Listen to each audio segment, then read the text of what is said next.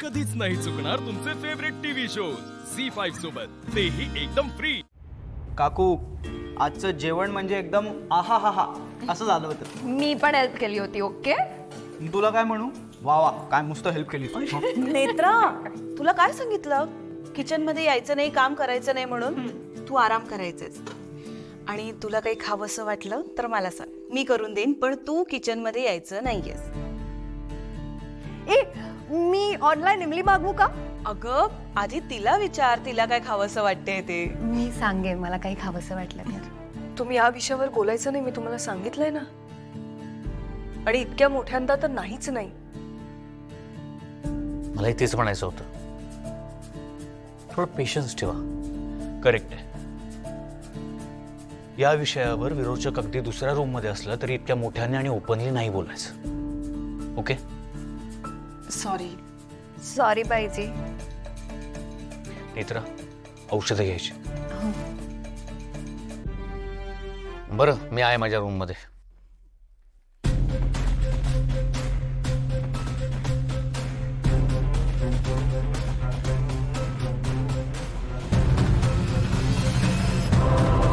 विरोचक येतोय. काकू, आता खेळ सुरू करायचा. थोडी जरी शंका आली किंवा तो काय असं वाटलं तर विरोचकापासून लांब जायचं.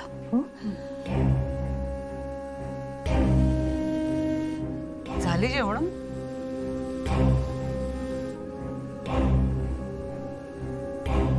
तन्मय, फाल्गुनी, रूम मध्ये जा, आराम करा. नेत्रा चल, काकू चल, हवा चल. हो बरं.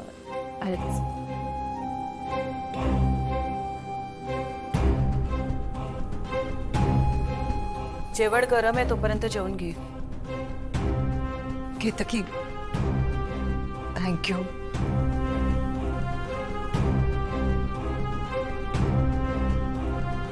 म्हणजे तू मला काळजीपोटी जेवून घे म्हणून सांगितलंस. कोणी बोलतच नाहीये ग माझ्या बरोबर. मी आले की निघून जातात सगळे. मी केलेला स्वयंपाक सुद्धा जेवत नाही. मला खरंच खूप त्रास होतोय.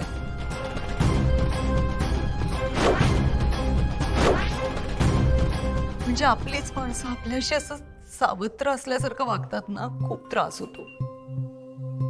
माझी नक्कीच काहीतरी चूक झाली असणार. I am sorry.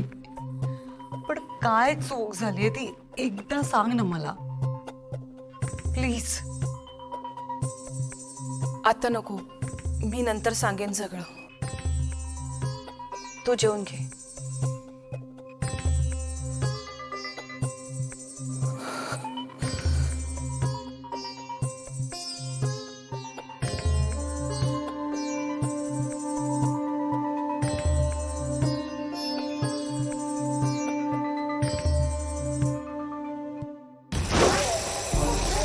चला, एक मासा गळाला लागला. आता हळूहळू सगळ्यांना तसं गळाला लावायचं. जोपर्यंत मला माझी शक्ती परत मिळत नाही तोपर्यंत हा खेळ असाच सुरू ठेवायचा.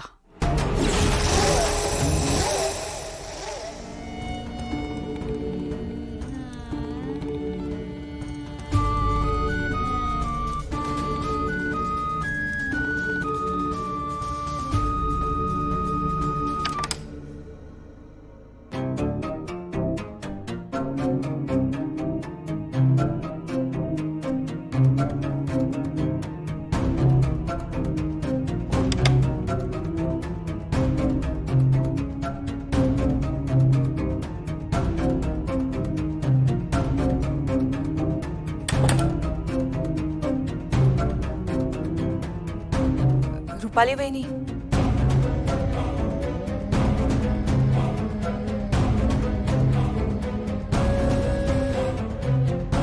केतकी, बरं झालं तू आलीस. मी वाटच बघत होते तुझी. म्हणजे तू आली नसतीस तर मीच आले असते तुला भेटायला. सॉरी, सगळं आवरण्यात थोडा वेळ गेला. थँक्यू. थँक्यू, तू मला समजून घेतलंस. म्हणजे माझ्या मनाची अवस्था तुला कळली. माझ्या हातून असं काय गुन्हा झालाय? नाही नाही, तू काही नाही केलंयस. तुझ्या हातून काहीच घडलेलं नाहीये. जे काही केलंय ना ते तुझ्या शरीरात असलेल्या विरोचक नावाच्या राक्षसाने केलंय.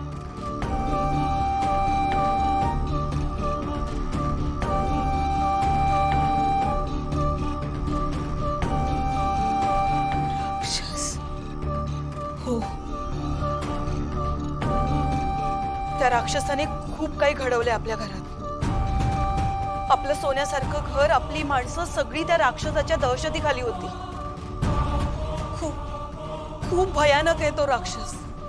आणि त्या राक्षसानेच आपल्या आईंचा जीव घेतला.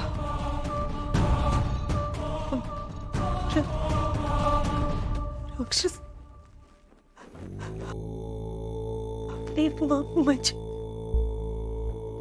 मी माझ्या मी मारले आईंना.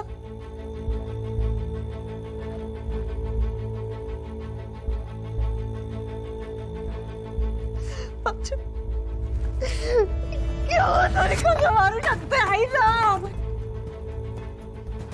वहिनी वहिनी प्लीज. तू नाही मारलेस. तुझ्या शरीरात असलेल्या विरोचकाने केलंय हे. तू खरंच काही नाही केलेस. आणि आणि मला माहितीये तुझ्या शरीरातून तो विरोचक राक्षस निघून गेलाय. खरं तर घरातल्या सगळ्यांनाच हे कळतंय. पण त्या राक्षसाची भीतीच एवढी आहे की सगळे तुझ्यापासून अंतर ठेवून राहत आहेत. म्हणून सगळे तुला स्वीकारत नाहीये. माझ्या हातून कसं झालं?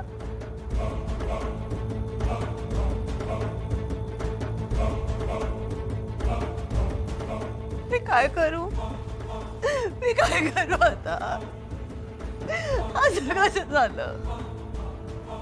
मला खरंच कळत नाहीये केतकी.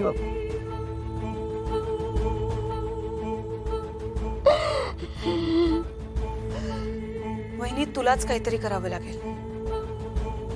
आणि असं काहीतरी करावं लागेल ना की सगळ्यांचा विश्वास बसेल की तूच रुपाली राज्याध्यक्षस आणि तुझ्यातला विरोचक निघून गेलाय कायमचा.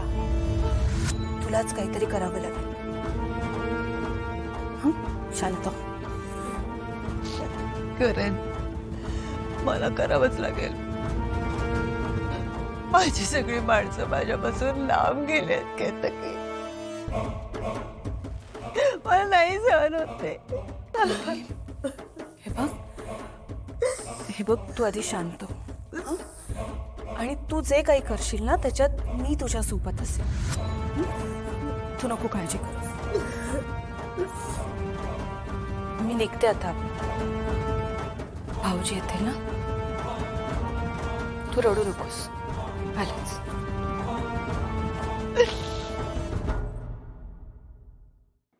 झी5 ॲप डाउनलोड करा आणि पहा सर्व एपिसोड्स एकदम फ्री.